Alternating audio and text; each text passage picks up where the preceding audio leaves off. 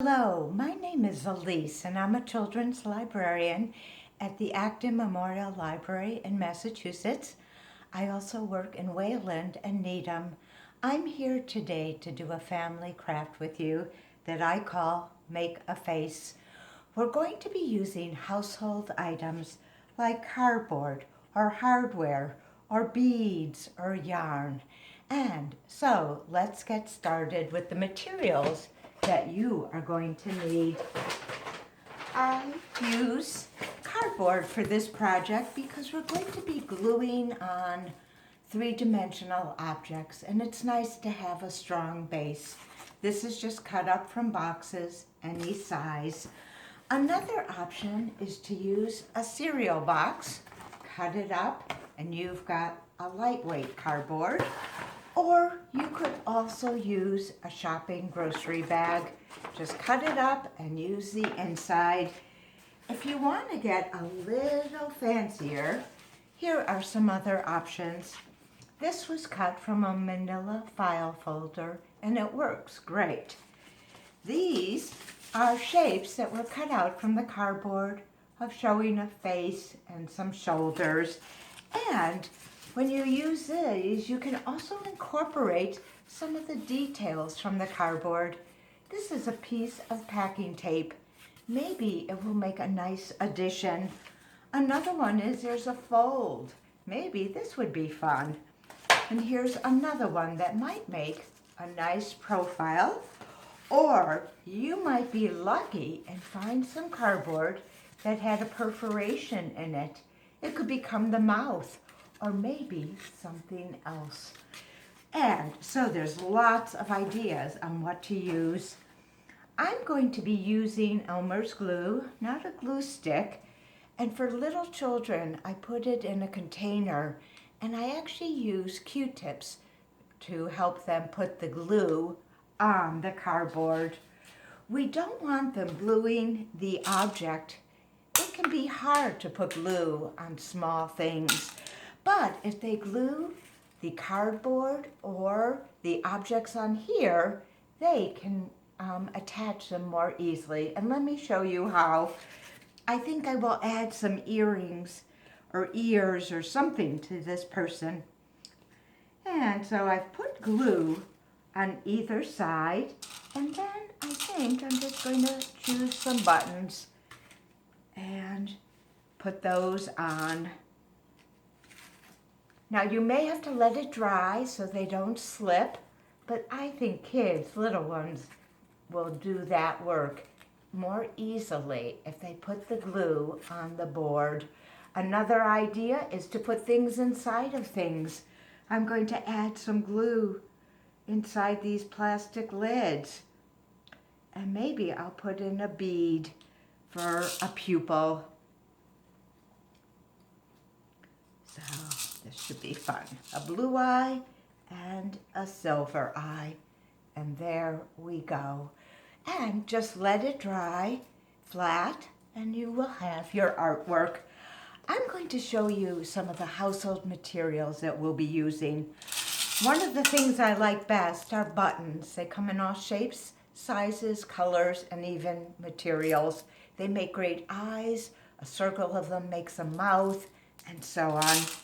Another possibility is yarn. This can make great hair or even a mouth or nose. Thick yarn is good. Here's some curly yarn that would make curly hair. Or you can have multicolored hair. Another idea is packaging material. This came from a fruit basket. It's crinkly paper cut up. I like it for hair or for other things. Another option are feathers in all shapes and sizes. This might make a great mustache. And this makes a great smile. And I also use cut up tissue paper. It's nice to add color to these, and you can create a pattern. You could make hair or the shirt. Now I have more materials I want to show you. Here's some great cardboard packaging material. I always save things like this and I cut them up and it just makes great wild hair. Another thing I like is corrugated cardboard. The pattern adds pattern to your artwork. You can even color it, and that adds a nice feature. Another option is saving scraps from your projects. A few weeks ago, I made a necklace and was cutting out small shapes. I saved these scraps, and they could also make some nice hair. And you might have corks from a wine bottle or a previous craft project. These make great noses.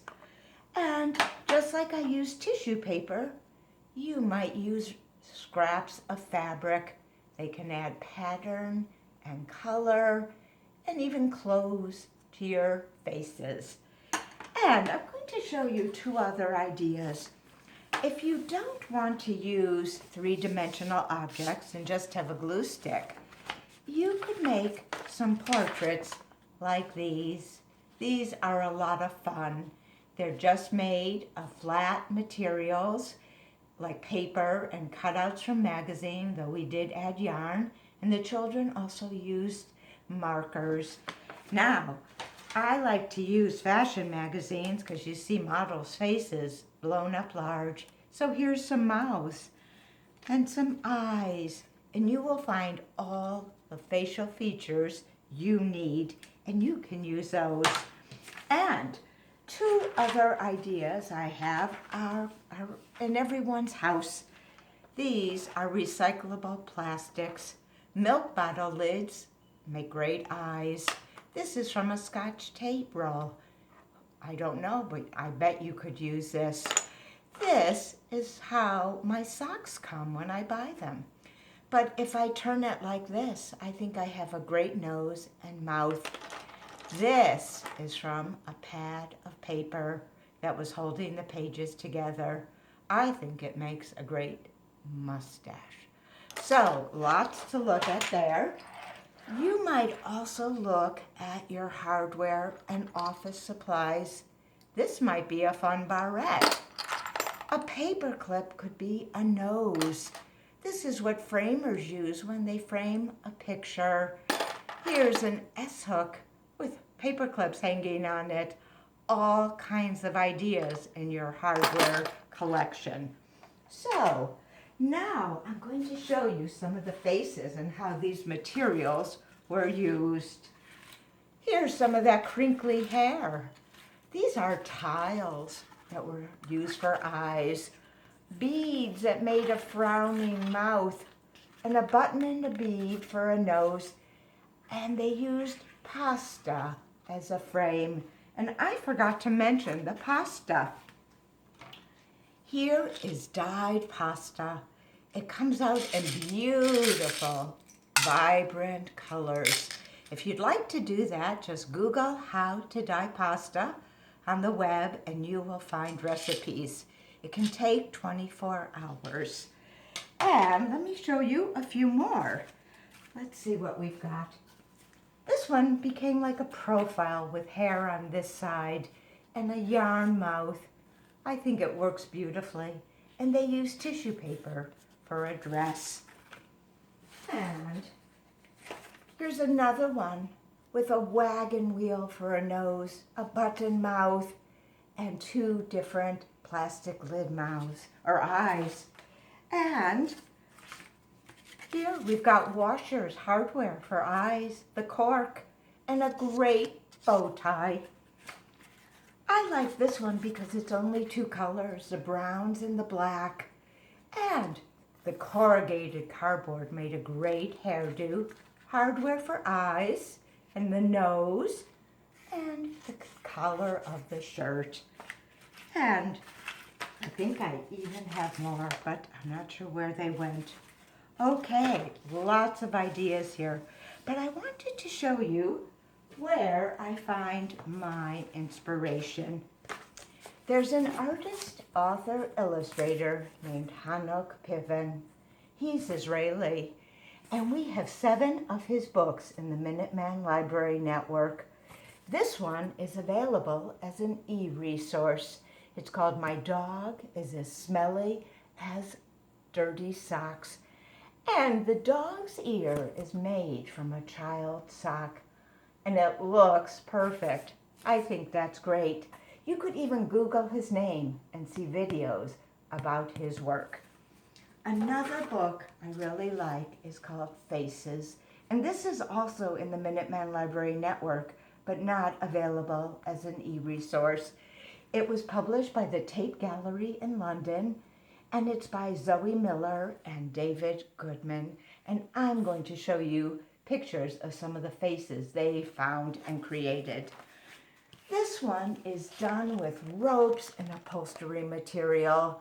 The eyes look like they were trim on a couch. The buttons have fabric and these nice cords that look like pigtails. And here's one that they put on a purse that's opened, and they use the closures as ears. A comb makes nice bangs and a haircut. A quarter for an eye, a big blob of yarn for a nose, and a bobby pin for a mouth. And let's see what else. This one is made of wood, but the reason I'm showing it is the nose is a long piece of paper with some words on it. And they say, mistakes and surprises are all part of art. And I agree with that. And one last one. And this is a different project entirely. Take a walk and look for all kinds of rocks and stones of different shapes and sizes and bring them home and make sculptures using rock. And you can even add other things like a piece of chalk. And some of them include driftwood. So there's so many ideas for you to make projects of. And so I'm going to end. I hope you have a great time with this project. Make an animal, a monster, a picture of yourself, which is called the self-portrait, or members of your family. We'll see you soon. Bye.